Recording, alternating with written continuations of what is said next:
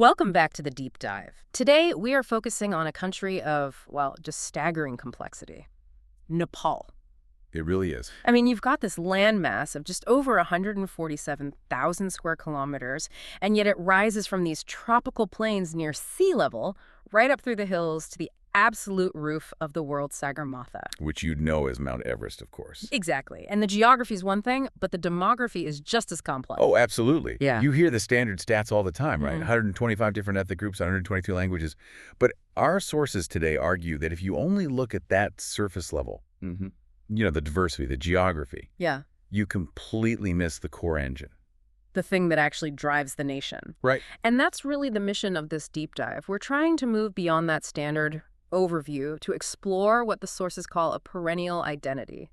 This idea that there's something deep under the surface that underpins Nepal's culture, its history, and critically, its political stability. Yes, and that idea is a Sanatan civilization. Right. And the argument being made is, it's pretty profound. The sources claim that constitutional blueprints, these perfectly designed models of governance, they're fundamentally unstable if they're disconnected from the nation's deepest, most enduring source of cohesion.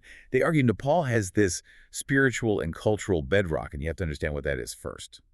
So our job today is to unpack that, to figure out what Sanatan really means in the Nepali context, how the sources say it actually defines inclusion, not exclusion, and then finally how this ancient identity clashed head-on with the very modern project of, well, drawing a new map for the country. That's the core of it. And let's start with that definition, because when the term Sanatan comes up, people often immediately think of it in very narrow religious terms. Right, they just box it in. Exactly. But our sources are careful to define Sanatan Dharma as something much broader, not just a religion, but the perpetual duty or eternal way. That sounds less like a fence and more like a vast overarching roof. That's a great way to put it. In Nepal, it functions as a civilizational canopy.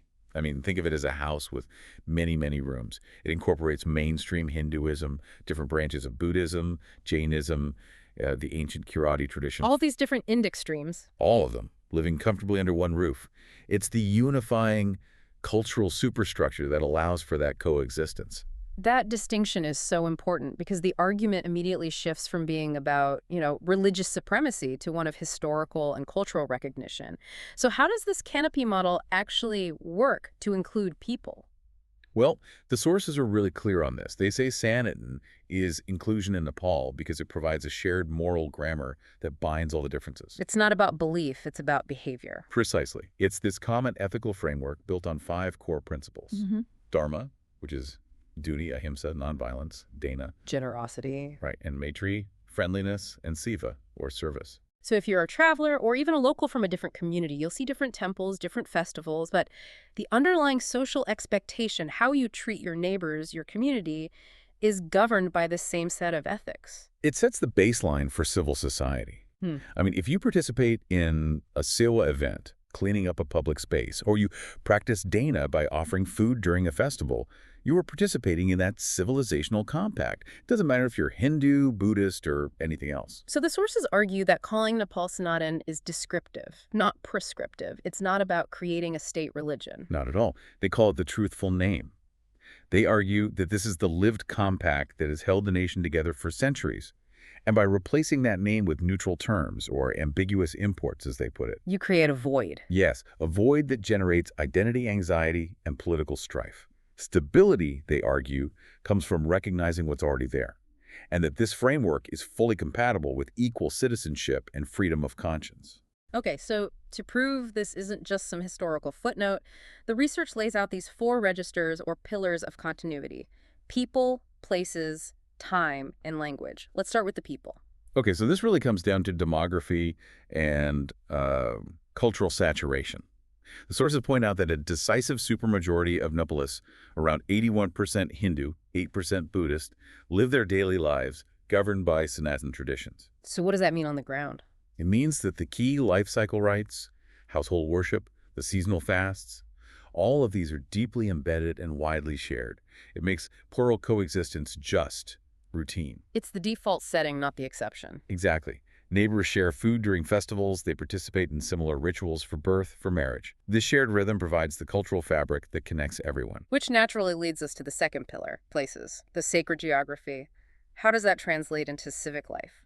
The sources describe it as a continuous fabric, a dense pattern of spiritual and civic life woven together. The Kathmandu Valley is the ultimate example. It's not just a collection of separate Hindu temples and Buddhist stupas. It's a unified city. It's a unified Hindu-Buddhist civilizational city. What's a tangible example of that? Well, look at the public infrastructure. The ancient civic structures, they aren't secular amenities. They're integrated with faith. The padis, these public rest houses, and the chataras, the rest platforms under sacred trees, They function as community centers. tied to charity and worship. Or the hidi, those beautiful stone water spouts. They provide drinking water, but they're often adorned with deity carvings, linking the necessity of water directly to the spiritual realm. So the infrastructure itself is a daily reminder of that shared purpose, the shared mandate of seva and dana. It really is. Whether you are at Pashupati, one of the holiest sites for Shiva, or the great Buddhist stupas like Swayambhu or Bodha, these places don't exist in isolation. They shape the markets, the craft guilds, the whole community life around them. So if the places are continuous, the time must be too. That brings us to the third register, the public calendar. And this is maybe the most visible pillar of all. The nation's public time follows a truly shared festival cycle.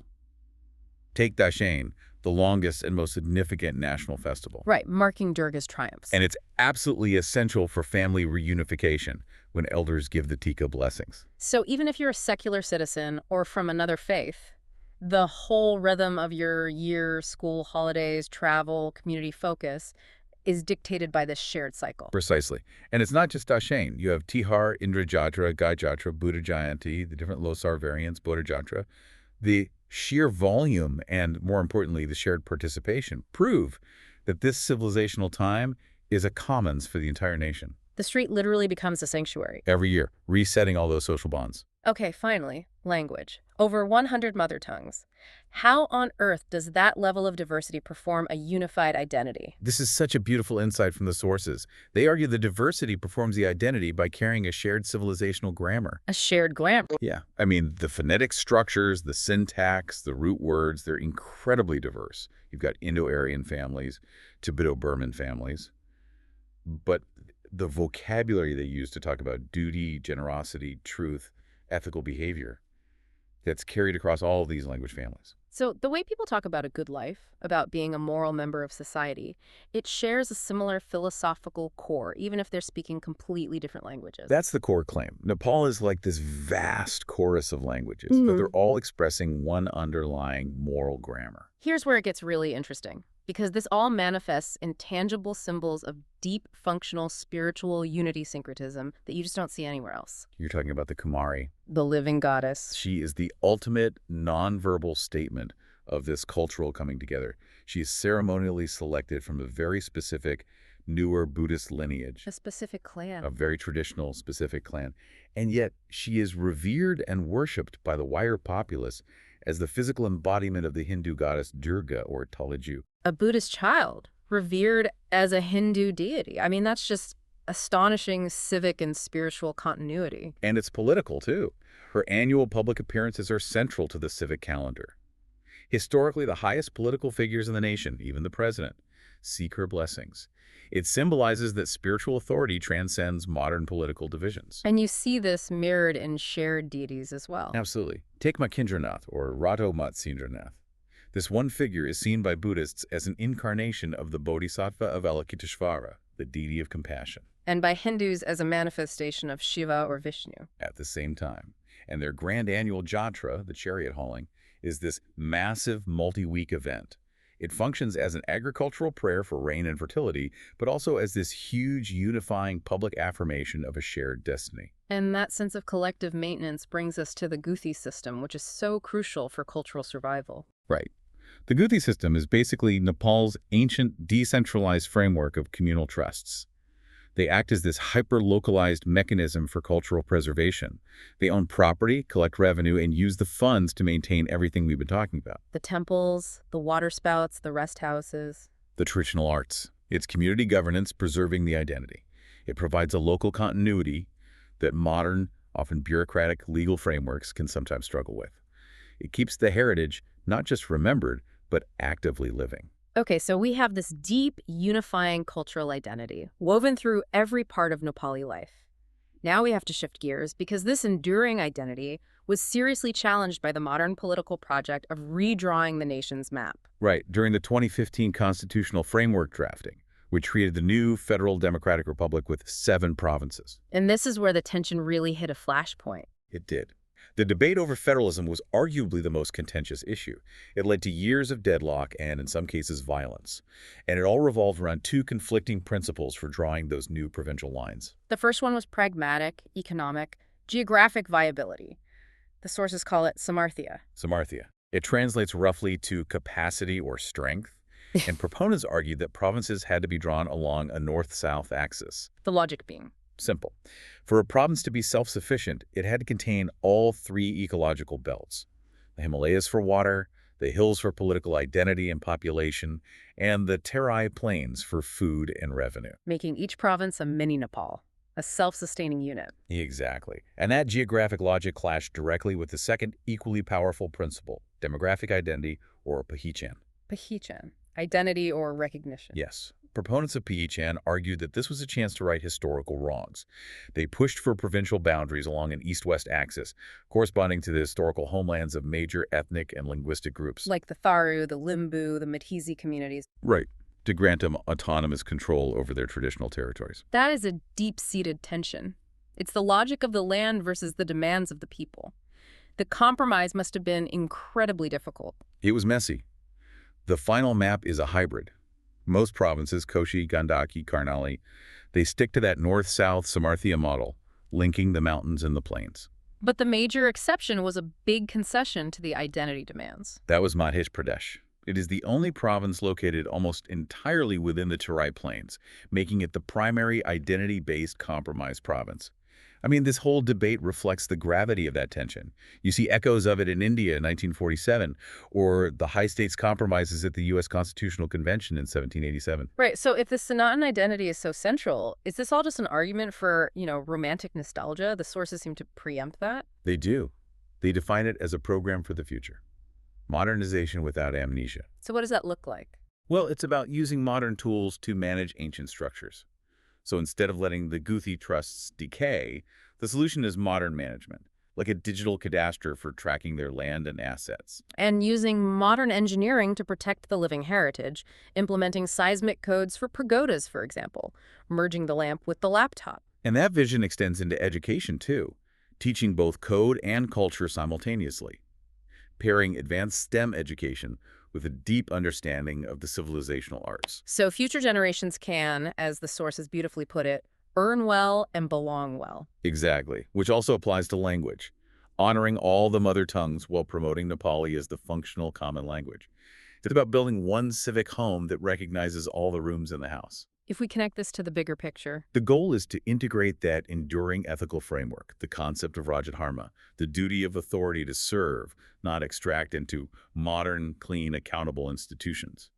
The pledge is to be modern without amnesia and faithful without fear. so this deep dive has shown us that Nepal is far more than just its borders. It's a distinct spiritual domain where diverse faiths have been integrated for millennia under this unifying Sanatan canopy. And this pluralistic cultural ecosystem continues to assert itself even as the nation struggles with these intense political debates over its structure. And the sources offer a powerful conclusion. Nepal became Sanatan by the way its people lived for thousands of years, not by political decree. To name it Sanatan, they argue, is simply to name the essential unifying river that has carried all its diverse communities together. So what does this all mean for you? The research argues that replacing that accurate civilizational name with a neutral word just invites semantic battles and identity anxiety without actually improving protections for anyone. This raises a crucial question for any modern nation, wherever you are in the world. Can a modern political state structure truly be sustainable if it deliberately bypasses or neglects the historically unifying cultural and spiritual framework that has kept its profoundly diverse peoples together for millennia? It forces you to think about what your own nation's perennial substance is, that unspoken foundational identity, and how either integrating or ignoring it might ultimately influence long-term political stability. Something important to ponder. It is. Thank you for joining us for this deep dive into Nepal's eternal identity and its constitutional challenges. We'll see you next time.